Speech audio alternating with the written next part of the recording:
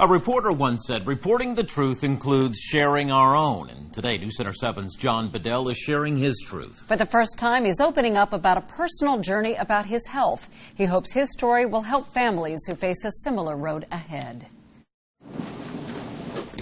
In local TV news, how we present ourselves matters.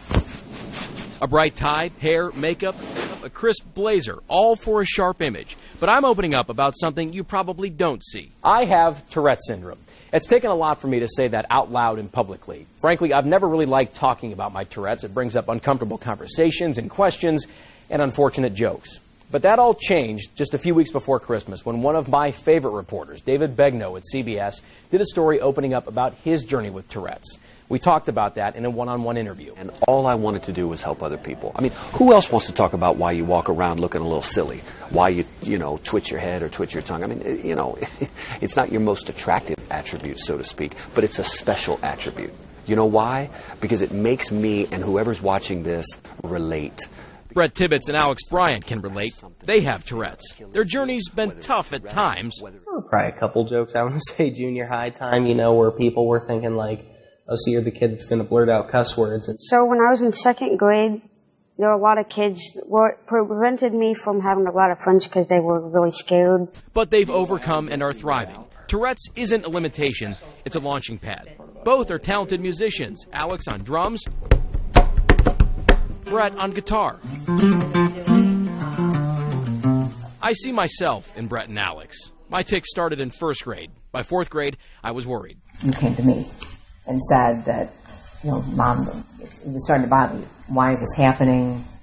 I need to find out. My journey with Tourette's syndrome officially started right here at Rainbow Babies and Children's Hospital in Cleveland, where I'm from.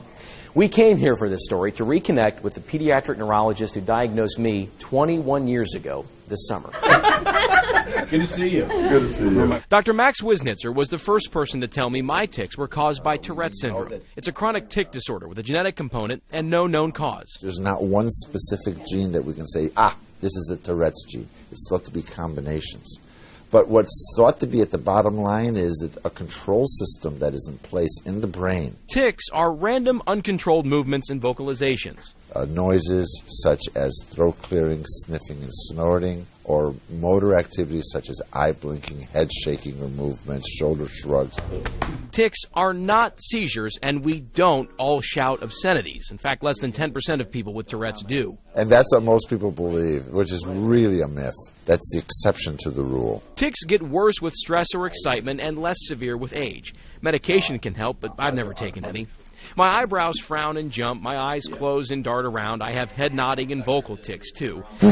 But focusing on my on-air work is one of the things that stops them. And also on our WHIO News app. When you're on the air, you're focusing on something else, and the tic basically is not important because you're doing something, your mind is in a different place. Dr. Wisnitzer told my family years ago, knowledge is power. If you're an informed consumer and understand what's going on, then basically you're in control. It was almost like talking to an old friend. He was telling us, see, I told you it was going to be okay.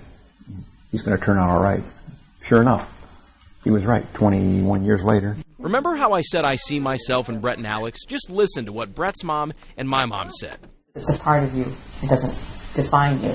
And I shared with you that time back in fifth grade that when I see you, I just see John. And I see Tourette's. But like I've always told Brett, it's a part of you. It doesn't define you. You know, it makes you who you are. Tourette's isn't a bad thing, just makes us unique. For an interview like this, if this can serve as any sort of guidance to someone who has Tourette's who's maybe not quite so comfortable with it or is newly diagnosed, Same thing. I can do the same thing as you can do. You just happen to have Tourette's syndrome. Yeah. I sent David Begnaud a thank you on Twitter after his story. I was thinking about sharing my journey, but still hesitant. He wrote back, barrel through those barriers so that you too may inspire someone. That spoke to my heart and got me thinking about a teal bracelet from the Tourette Association of America that I wear every day that reads, Inspire. It's time to pay forward the inspiration David gave me. Why not, if it can help someone else? And then I heard from you. And if it can help you, and you doing this story helps someone else, you know what? That's a great thing about being a human being. helping others. I want to do more of it. I find it infectious. That's a spirit we could all afford to catch more of these days. John Bedell, News Center 7. If you want to learn more about Tourette syndrome, the Tourette Association of America is a tremendous resource for information. We have links to the TAA's social media pages in our web extra story at WHIO.com. And join News Center 7's John Bedell and Kate Bartley for a special Facebook Live tonight at 7:30. They're going to talk more about John's story and answer your questions on our WHIO Facebook page.